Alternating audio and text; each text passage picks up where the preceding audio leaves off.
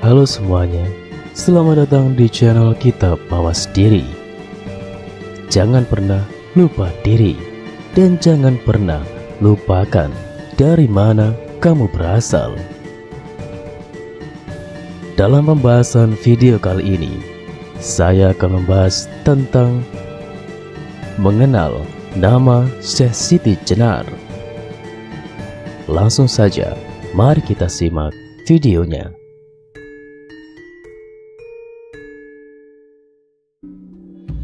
Syekh Siti Jenar memiliki banyak nama. San Ali atau nama kecil pemberian orang tua angkatnya, bukan Hasan Ali Ansor seperti banyak ditulis orang. Syekh Abdul Jalil, nama yang diperoleh di Malaka setelah menjadi ulama penyebar Islam di sana. Syekh Jabaranta, nama yang dikenal di Palembang, Sumatera dan daratan Malaka. Prabu Satmata, Gusti yang nampak oleh mata, nama yang muncul dari keadaan kasif atau mabuk spiritual. Juga nama yang diperkenalkan kepada murid dan pengikutnya. Syekh Lemah Abang atau Lemah Bang, gelar yang diberikan masyarakat Lemah Abang, suatu komunitas dan kampung model yang dipelopori Syekh Siti Jenar melawan hegemoni kerajaan. Wajar jika orang Cirebon tidak mengenal nama Syekh Siti Jenar, sebab di Cirebon nama yang populer adalah Syekh Lemah Abang.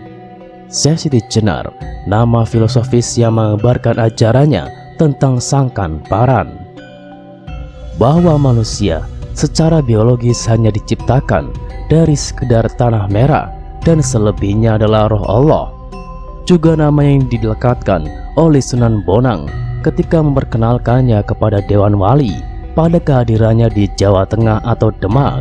Juga nama Babat Cirebon, Syekh Nurjati atau Pangeran Panjunan atau Sunan Sasmito, nama dalam Babat Cirebon. Syekh Siti Bang serta Syekh Siti Brit, Syekh Siti Luhung, nama-nama yang diberikan masyarakat Jawa Tengahan. Sunan Kajenar dalam sastra Islam Jawa versi Surakarta Baru. Syekh Wali Lanang Sejati, Syekh Jati Mulya dan Syekh Sunyata Jati Murti Susuhunan ing Lemah Abang. Siti Jenar lebih menunjukkan sebagai simbolisme ajaran utama Syekh Siti Jenar, yakni ilmu kasempurnaan, ilmu sangkan paran ing dumadi, asal muasal kejadian manusia secara biologis diciptakan dari tanah merah saja yang berfungsi sebagai wadah atau tempat persemayaman roh selama di dunia ini, sehingga jasad manusia tidak kekal akan membusuk kembali ke tanah. Selebihnya adalah roh Allah yang setelah kemusnahan raganya akan menyatu kembali dengan keabadian. Ia disebut manungso sebagai bentuk manunggaling rasa atau menyatu rasa ke dalam Tuhan. Dan karena surga serta neraka itu adalah untuk derajat fisik, maka keberadaan surga dan neraka adalah di dunia ini. Sesuai pernyataan populer bahwa dunia adalah penjara bagi orang mukmin, menurut Syekh Siti Jenar, dunia adalah neraka bagi orang yang menyatu padu dengan Tuhan. Setelah meninggal, ia terbebas dari belenggu wadahnya dan bebas bersatu dengan Tuhan. Di dunia, manunggalnya hamba dengan Tuhan sering terhalang oleh badan biologis yang disertai nafsu-nafsunya. Itulah inti makna nama Syekh Siti Jenar. Asal-usul Syekh Siti Jenar. Syekh Siti Jenar lahir sekitar tahun 1426 Masehi. Serat Siti Jenar Ki Sasrawijaya Aca Purwaka Caruban Nagari atau Sejarah Mulyaji Kerajaan Cirebon, Ikatan Karyawan Museum Jakarta, Sulediningrat Purwaka Caruban Nagari, Batara Jakarta 1972, Haji Bundani Sejarah Sriwijaya Terate Bandung 1976, Agus Sunyoto, Suluk Abdul Jalil Perjalanan Rohani Syekh Siti Jenar dan Sang Pembaharu. Di lingkungan Pakuan Caruban, pusat kota Caruban Larang waktu itu, yang sekarang lebih dikenal sebagai Astana Japura, sebelah tenggara Cirebon, suatu lingkungan yang multi etnis, multi bahasa, dan sebagai titik temu kebudayaan serta peradaban berbagai suku. Selama ini, silsilah Syekh Siti Jenar masih sangat kabur. Kekurang jelasan asal-usul ini juga sama dengan kegelapan tahun kehidupan Syekh Siti Jenar sebagai manusia sejarah. Pengaburan tentang silsilah, keluarga, dan ajaran beliau yang dilakukan oleh penguasa muslim pada abad ke-16 hingga akhir abad ke-17. Penguasa merasa perlu untuk mengubur segala yang berbau Syekh Siti Jenar akibat popularitasnya di masyarakat yang mengalahkan Dewan Ulama serta ajaran resmi yang diakui kerajaan Islam waktu itu. Hal ini kemudian menjadi latar belakang munculnya kisah bahwa Syekh Siti Jenar berasal dari cacing. Dalam sebuah naskah klasik, cerita yang masih sangat populer tersebut dibantah secara tegas. Wondene kacarios yen lemah abang punika asal saking cacing, punika det sakjatosipun inggih pancen manungsa darah alit kemawon kriya ing dusun Lemah Bang. Atau adapun diceritakan kalau Lemah Bang atau Syekh Siti Jenar itu berasal dari cacing, itu salah. Sebenarnya ia memang manusia berdarah kecil saja atau rakyat jelata bertempat tinggal di desa Lemah Abang. Dikutip dari Serat Candikapun Riwayat Jati Alih Aksoro Perpustakaan Daerah Provinsi Jawa Tengah tahun 2002. Jadi Syekh Siti Jenar adalah manusia lumrah, hanya memang ia walau berasal dari kalangan bangsawan setelah kembali ke Jawa menempuh hidup sebagai petani yang saat itu dipandang sebagai rakyat kecil oleh struktur budaya Jawa, di samping sebagai wali penyebar Islam di tanah Jawa. Syekh Siti Jenar yang memiliki nama kecil San Ali dan kemudian dikenal sebagai Syekh Abdul Jalil adalah putra seorang ulama asal Malaka, Syekh Datuk Soleh bin Syekh Isa Alawi bin Ahmadasyah Jamaluddin Husain bin Syekh Abdullah Khanuddin bin Syekh Said Abdul Malik Al-Kazam. Maulana Abdullah Khanuddin adalah putra Syekh Abdul Malik atau As-Samad Khan. Nama terakhir ini adalah seorang Syekh kalangan Alawi kesohor di Ahmadabad, India, yang berasal dari Hadramaut. Khazam adalah sebuah distrik berdekatan dengan kota Tarim di Hadramaut. Syekh Abdul Malik adalah putra Syekh Alawi, salah satu keluarga utama keturunan ulama terkenal Syekh Isa Al-Muhajir Al-Basori Al-Alawi, yang semua keturunannya bertebaran ke berbagai pelosok dunia menyiarkan agama Islam. Syekh Abdul Malik adalah penyebar agama Islam yang bersama keluarganya pindah dari Tarim ke India. Jika diurut ke atas, silsilah Syekh Siti Jenar berpuncak pada Sayyidina Husain bin Ali bin Abi Thalib, menantu Rasulullah. Dari silsilah yang ada, diketahui pula bahwa ada dua kakek buyutnya yang menjadi mursyid Tariko Syataria di Gujarat yang sangat dihormati, yakni Syekh Abdullah Khanuddin dan Syekh Ahmadasyah Jalaluddin. Ahmad Syah Jalaluddin setelah dewasa pindah ke Kamboja dan menjadi penyebar agama Islam di sana. Adapun Syekh Maulana Sa atau Syekh Datuk Isa, putra Syekh Ahmadasyah, kemudian bermukim di Malaka. Syekh Maulana Isa memiliki dua orang putra, yaitu Syekh Datuk Ahmad dan Syekh Datuk Soleh. Ayah Syekh Siti Jenar adalah Syekh Datuk Soleh, adalah ulama Sunni asal Malaka yang kemudian menetap di Cirebon karena ancaman politik di Kesultanan Malaka yang sedang dilanda kemelut kekuasaan pada akhir tahun 1424 Masehi. Masa transisi kekuasaan Sultan Muhammad Iskandar Shah kepada Sultan Muzaffar Shah. Sumber-sumber Malaka dan Palembang menyebut nama Syekh Siti Jenar dengan sebutan Syekh Jabaranta dan Syekh Abdul Jalil. Pada akhir tahun 1425, Syekh Datuk Soleh beserta istrinya sampai di Cirebon, dan saat itu Syekh Siti Jenar masih berada dalam kandungan ibunya 3 bulan. Di tanah Caruban ini, sambil berdagang, Syekh Datuk Soleh memperkuat penyebaran Islam yang sudah beberapa lama tersiar di seantero bumi Caruban. Bersama-sama dengan ulama kenamaan Syekh Datuk Hafi, putra Syekh Datuk Ahmad.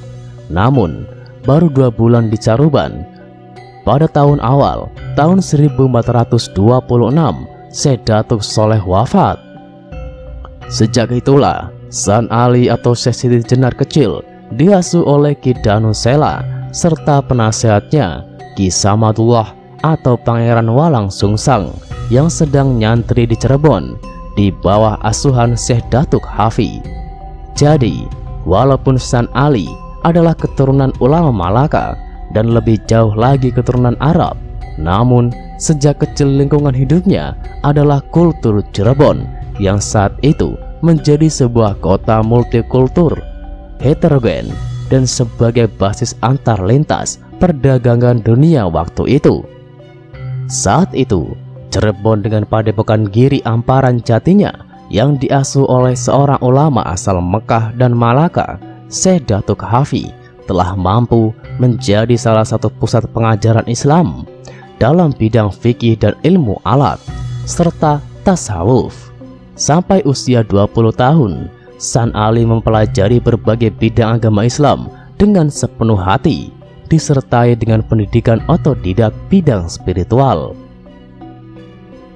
Padepokan Giri Amparan Jati, setelah diasuh oleh Ki Danu Sela, sesampainya usia 5 tahun, pada sekitar tahun 1430 Masehi, Syekh Siti Jenar kecil atau San Ali diserahkan kepada Syekh Datuk Hafi, pengasuh padepokan Giri Amparan Jati, agar dididik agama Islam yang berpusat di Cirebon oleh kerajaan Sunda, disebut sebagai musuh alit atau musuh halus.